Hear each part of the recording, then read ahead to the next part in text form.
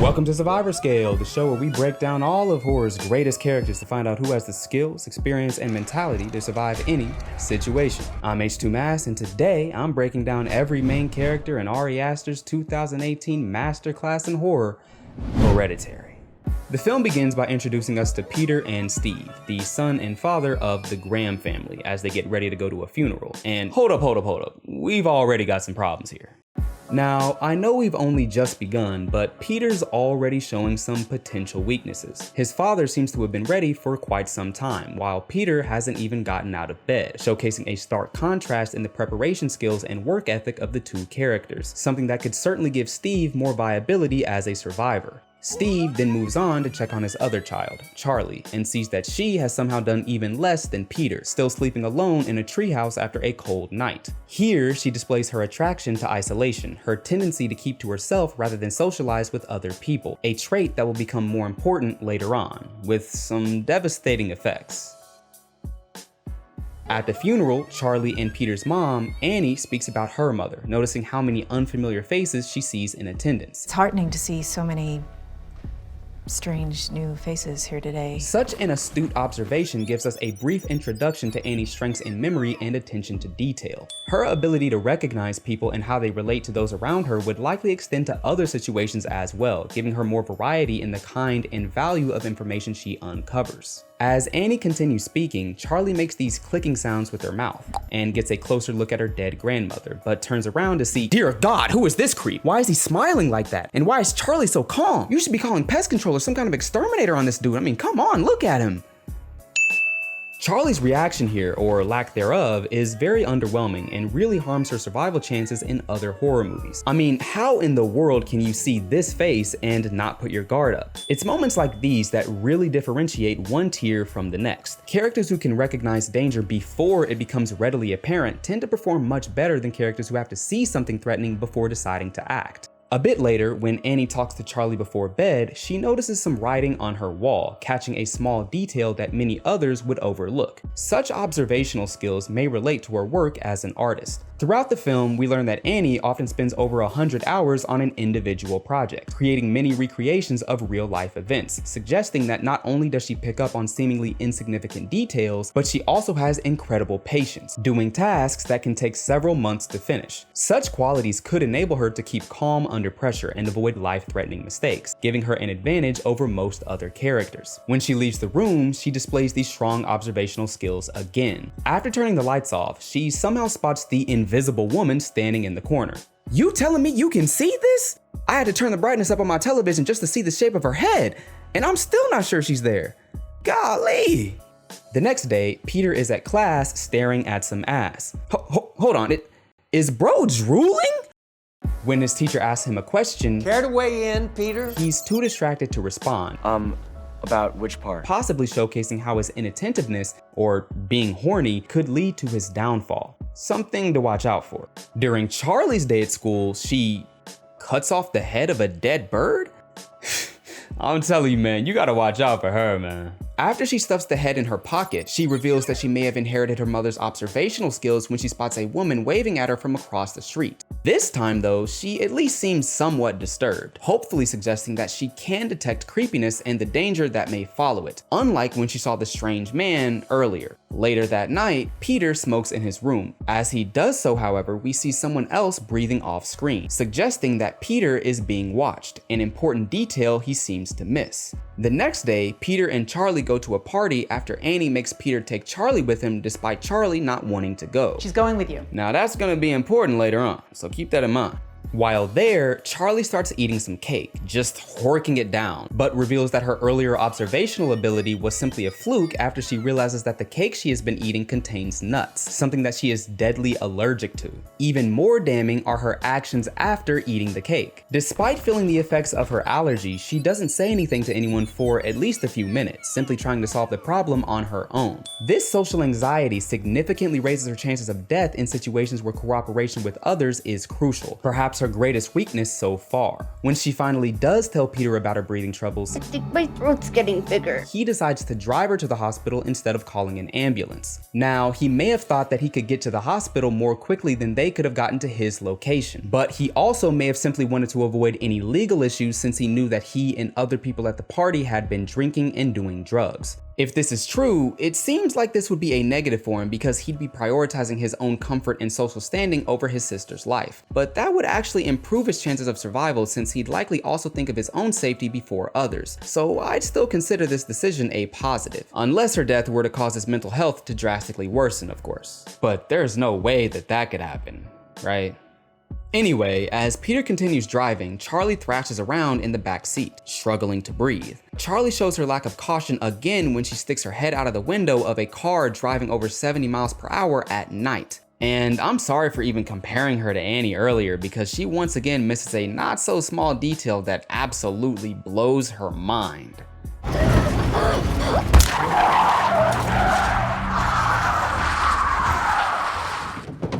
Damn, knocked her head clean off. Even Peter is at a loss for words. He's so traumatized after his sister's head flies off that he just drives home and goes to sleep. I guess he made the wrong decision back at the party. No time to mourn though. It's time to rank. Let's talk about Charlie. Charlie has almost nothing going for her. She doesn't have any particular strengths that would help her in other horror movies. I mean, she creates some interesting, whatever these things are, and maybe that can, I don't know, I'm trying, Charlie, I'm trying.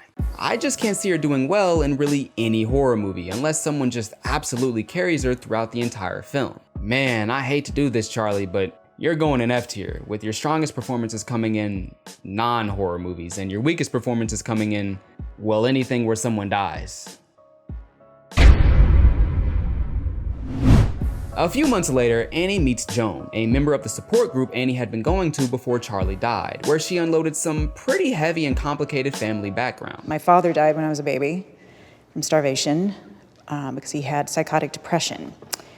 And he starved himself, which I'm sure was just as pleasant as it sounds. My older brother had schizophrenia, and when he was 16, he hanged himself in my mother's bedroom, and of course his suicide note blamed her, accusing her of putting people inside him. Damn. Joan asks Annie to come to her house, and when she arrives there, Annie catches yet another detail, noticing that the welcome mat in front of Joan's door is similar to the ones her mother used to make. Your welcome mat. Oh, it's kind of cute, huh? Yeah, my mother used to embroider ones just like that. I'm telling you, man, Annie has a very good eye.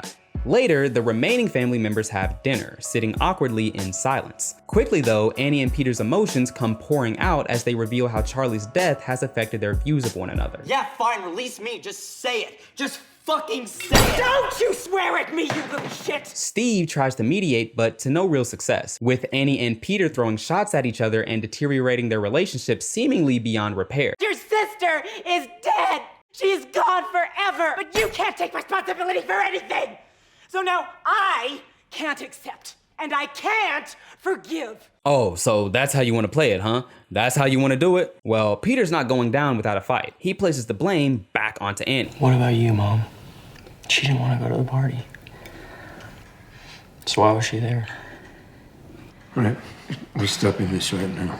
In this scene, both Annie and Peter demonstrate their pettiness and tendency to blame others when under pressure and feeling the weight of their emotions, something that could harm them when interacting with certain types of people. Steve, however, showcases his ability to remain calm, not letting others easily influence his demeanor, something that would likely let him keep a clear and focused mind in other horror movies. Later, Annie coincidentally runs into Joan again. Now, I don't blame her too much for not sensing some danger after running into her like this, but I do blame her for staying so comfortable despite Joan using her hands so much. I mean, there is no reason for her to be this aggressive with her hands, and she definitely should have shown more concern when Joan asked her to come to her house to perform a seance. Like, who asked someone they just met to contact spirits with them? That's gotta be a red flag.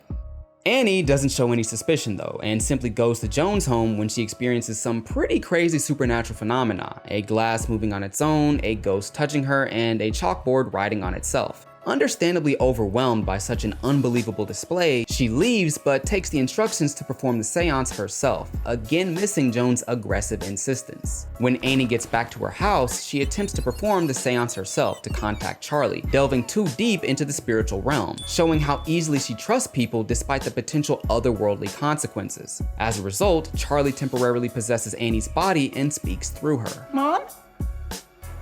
Mom? Peter, though, recognizes the danger and voices his opposition. Dad, I don't like this. What's happening? Please stop. But he ends up breaking down when Charlie becomes emotional and panics. Why are you scaring me? Steve then throws some water on Annie to release her. At school, Peter sees a disturbing reflection of himself in the mirror and believes that a vengeful spirit has come for him. When Steve tells Annie about this, she gets angry and breaks the miniature that she had likely been working on for at least a few months. Once again showcasing how her emotions can negatively impact her decision-making, causing her to act impulsively and against her best interest.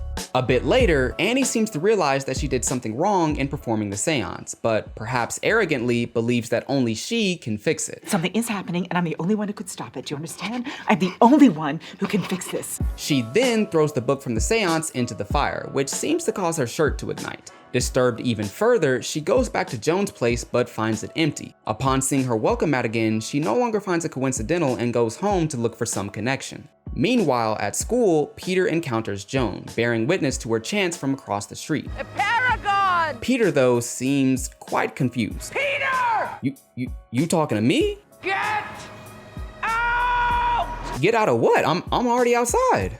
When Annie gets home, she rummages through her mother's old belongings, recognizing the same embroidery from Joan's place, and also finds pictures showing that Joan has known her mother for quite some time. As she goes through the rest of her house, she ends up finding her mother's dead body hidden away in the attic, and notices another one of the symbols that have been scattered throughout the film, many of which were a part of her or her family members' accessories.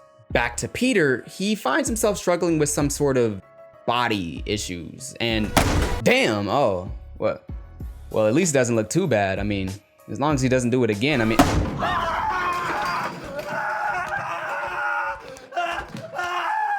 Oh man, he's really going through it, huh?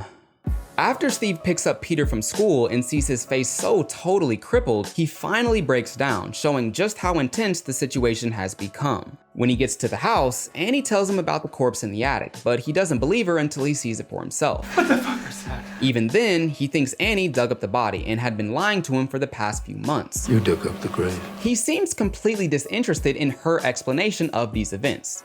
But I'm not. Here, Annie displays her ability to connect the details she uncovers to form a sequence of events that explains how other people connect to herself and those around her. See the symbol on the necklace my mom gave me? It's her necklace, right? They're both wearing it, and they're wearing it in every photo. And look at that pattern. Did you see up there? This was painted above the body, right? In blood. However, she does come across a bit unhinged, which makes it much harder for Steve to believe her, worsening the likelihood that any plan she has will be successful. Believing the book to have caused all their recent problems, she decides to burn it even though it will kill her as well. In this moment, she has chosen to sacrifice herself for her son because she believes that the seance she performed earlier gave it power to invade his body, a conclusion she came to after connecting her own experiences with her brother and father to the words in the book she found earlier. Man, Annie's got to become a detective or something. Could probably figure out who framed Roger Rabbit. Now, as is often the case, I wouldn't hold her attempted sacrifice against her too much because she likely wouldn't do that in scenarios where her children aren't in danger. And even then, she may not do it if she doesn't feel as limited in her choices as she does now. Throughout Annie's monologue, Steve stays in a state of disbelief, simply letting Annie frantically speak her mind. In her desperation, Annie throws the book into the fire, fully believing that she will combust into flames. But in an unexpected turn of events, Steve ignites like a 20th century match, and Annie falls into a trance. Now, I know this death is still a bit fresh, recently cooked, but let's talk about Steve. Steve likes order and control. He has the family members remove their shoes before walking around the house. Shoes off, everybody. And often checks in on everyone else, making sure they're okay, even mediating their arguments. All of this shows me that Steve can connect well with people, which would likely give him an advantage in group settings. However, disbelief and psychological stubbornness harms characters more than nearly any other trait, and his unwillingness to accept or really even acknowledge the paranormal can drastically lower his chances in supernatural films. I could see him dying early in such environments if he doesn't take them seriously, and since he didn't take them seriously in this film, even after the strange things he encountered, then he likely wouldn't in most other films as well. However, despite this pretty significant shortcoming, he still has many strengths that heavily outweigh it. So I'm still placing Steve in B tier, with his strongest performances coming in psychological horror movies and his weakest performances coming in supernatural movies. While we're at it, let's talk about Annie too, because she's basically done for. Despite being married to him, Annie is almost the opposite of Steve. While they both initially displayed some skepticism to the suggestion of the supernatural, Annie bought into the idea much more quickly than Steve did. Now, while she did have a more extreme and inexplicable experience than Steve did, making it much easier for her to acknowledge the supernatural, I think she would have been more open to it regardless and would generally take much less convincing to accept it, giving her more time to prepare for any supernatural threats. Additionally, her attention to detail is exceptional and can enable her to find connections that many others would miss. However, she may be too trusting and can become a bit too steadfast, focusing so heavily on her conclusions that she ignores her own perception and can't see how others are viewing her, making it hard to effectively convince people of her ideas. With all that said, I'm putting her in B tier, with her strongest performances coming in mystery horror movies and her weakest performances coming in action horror movies. Now, let's get back to the film. A few hours after Steve's death, Peter awakens from his slumber as a collection of naked people stand outside of his house, unbeknownst to him, of course. As he rises from his bed, "Dear God, what is that?" Oh, that's his mother. Yeah, she's no longer human. But Peter doesn't notice her, even when she crawls through the air as he turns his head. He then starts walking around the house in search of his parents, unaware of the chaos that had just ensued. But as he comes across his father's burnt remains, he notices a naked man standing in... Wait, that's the same dude from earlier. Same creepy ass smile. Nasty. He then hears a thud and turns to see his mother chasing after him like a villain from Scooby-Doo. So he runs away and trips over? Come on, man, you can't fall over like that. I thought we had gotten past this in horror movies. Luckily, Annie falls as well, giving him time to quickly get up and hide in the attic, where he begs her to stop banging her head on the ceiling. After she seems to stop, he takes a second to regain his senses, but freezes when he hears some squelching sounds. He turns to the source and finds his mother floating in the air, sawing through her neck with a wire. He quickly turns again and sees 3 more naked people smiling at him, causing him to scream and scram, jumping out of the window to his death. Peter's soul then leaves his body, and a strange light enters and takes over. The now possessed Peter gets up and goes into the treehouse, where he finds it full of naked people bowing before him, including his mother and grandmother. He then receives a Burger King crown fitting for such a delicious ending. And that's the movie. Pretty crazy, right? But let's talk about Peter. First things first, I'm not trusting this man driving anywhere, especially not during any kind of high pressure situation. I mean, how do you damn near hit a pole on an empty road? He better hope that the colt made his car swerve, because that's just inexcusable.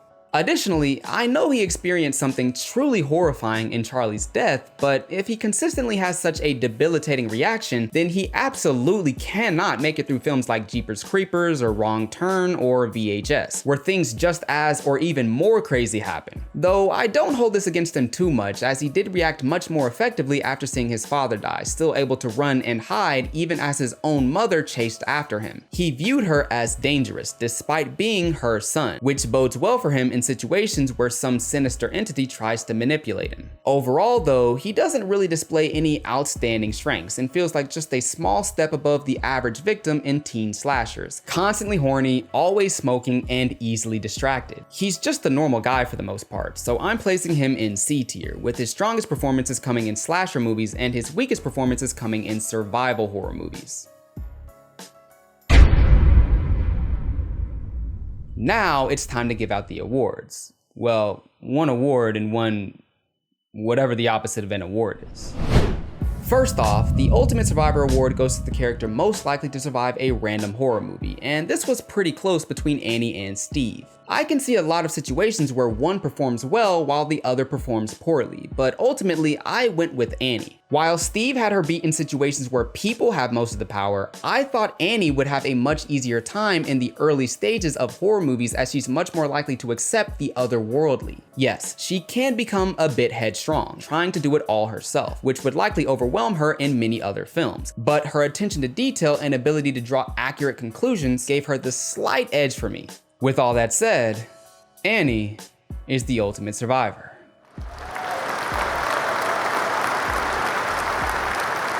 The First Kill award goes to the character least likely to survive a random horror movie, and do I even need to say it? I'm giving it to Charlie. Look, she seems nice and all, but I can't even imagine her making it far in pretty much any horror movie. She'll probably even die in the ones where nobody dies. She can't really persuade people, probably can't fight, doesn't make good decisions, isn't very careful, basically no positive traits. Charlie is the first kill. But that's it. The average ranking for this cast was C tier, a fairly average collection of characters. Since its release, Hereditary has really only gotten better for me, still offering one of the most layered and interesting narratives in all of horror. Thanks for watching.